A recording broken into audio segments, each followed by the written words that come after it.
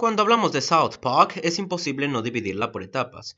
La primera etapa, que consta de las primeras 3 temporadas, es odiada por los mismos creadores de la serie, y de hecho estoy de acuerdo con sus propias críticas. Yo personalmente no la odio, pero me da completamente igual. Lo cierto es que no han envejecido muy bien. No solo la animación se veía mucho más cruda y limitada, los personajes no eran ni de cerca tan extremos y poco había que decir de ellos. Por ejemplo, los protagonistas Stan y Kyle se sentían muy homogéneos.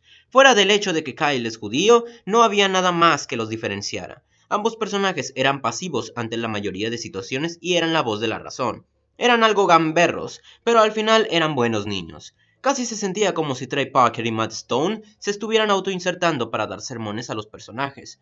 Cartman, por su lado, era el personaje más activo y por eso fue quien más destacó, a pesar de que incluso él era más caracterizado por ser estúpido que por ser maquiavélico. Kenny es el peor de los personajes. Su personaje entero consiste solamente en ser un chiste, y fuera de ese chiste poco contribuía al resto del humor de la serie. Y hablando del humor, el humor de esta etapa consistía más en ser random y extravagante que otra cosa. Pudo haber causado algo de impacto en aquella época, porque no había nada igual, pero hoy en día se siente forzado, fuera de lugar e innecesariamente yuxtapuesto. Y digo innecesariamente porque incluso en sus inicios la serie siempre tuvo un toque satírico. Pero este tipo de humor siempre se interpuso en cualquier mensaje que estuvieran tratando de llevar a cabo en el episodio. Después de toda esta mediocridad, Trey y Matt finalmente comenzaron una buena racha con la película, la cual era rara y extravagante, pero no al punto de que se sintiera random y esto destruyera la presentación del mensaje que se estaba llevando a cabo.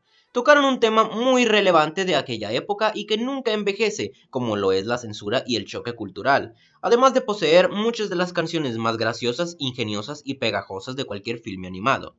Trey y Matt aprendieron de su éxito con su película, y South Park comenzó a volverse cada vez más político. Notaron que eso no solo le daba un toque intelectual a la serie, sino que también la hacía más relevante y más graciosa. Aquí es cuando finalmente adquirió su identidad. Una serie irreverente pero no random, criticando temas contemporáneos, haciendo comedia con el carisma y las distintivas personalidades de sus personajes, quienes tuvieron una considerable mejora.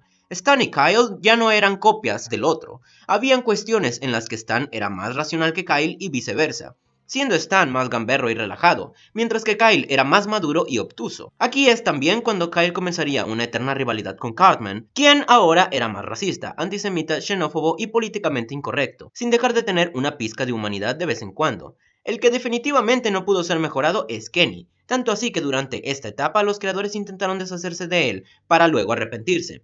Mejores personajes que Kenny son Randy Marsh y Potters.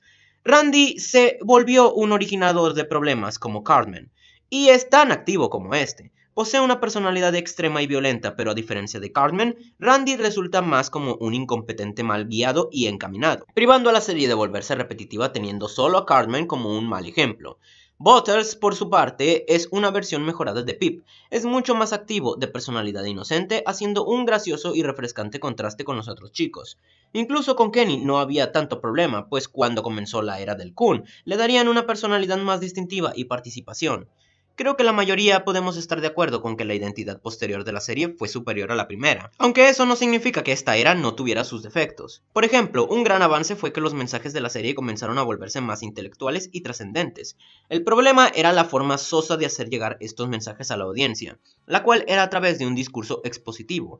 Por el lado negativo, no solo esto es un error de escritura por sí solo, sino que además para una serie que pretendía ser lo más imparcial posible en cualquier tema, esto resulta contradictorio en algunas instancias. Y por el lado más generoso, entendamos que ser imparcial no significa necesariamente no tomar un bando, y los discursos pueden entenderse como una parodia de los discursos de caricaturas infantiles de los años 90 y 80. Añadía a la comedia de vez en cuando, pero sigue siendo un defecto notorio en muchas instancias. El segundo gran defecto de esta identidad es el hecho de que, por su naturaleza contemporánea, muchos chistes o incluso episodios completos pierden la gracia viéndolos fuera de su contexto histórico. ¿A cuántos de ustedes les sigue dando gracia los episodios basados en memes que ya pasaron de moda, en tecnologías que ya son obsoletas, o en problemas que ya no son notorios actualmente? Un episodio sobre los Jonas Brothers no es un episodio que se me antoje mirar particularmente, en contraste con un episodio sobre la inmigración ilegal, el cual sigue siendo un tema relevante. Para el caso, hay un tercer cambio de identidad, el cual es el actual, y viene a partir de las temporadas 19 y 20.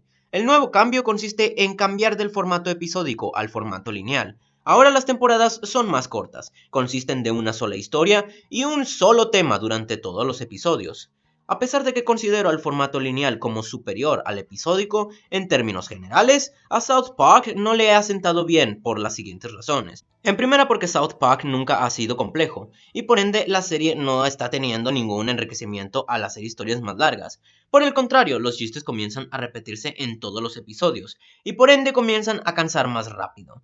En segunda, como Matt y Trey no están acostumbrados a este formato, la mayoría de episodios contienen menos chistes para favorecer el desarrollo de la trama, que como expliqué antes no es muy espectacular que digamos. La temporada 20 particularmente fue tan decepcionante que incluso los mismos creadores admitieron que ni a ellos les gustó. No solo Donald Trump es más gracioso en la vida real, relegaron a Cartman a ser pasivo durante la temporada solo para un chiste predecible, y ya que los creadores pensaron que Hillary Clinton ganaría la presidencia, tuvieron que reescribir la mitad de los episodios de forma apresurada, resultando en tramas abortadas y conclusiones anticlimáticas o forzadas. En fin, ¿significa que ya no me gusta South Park?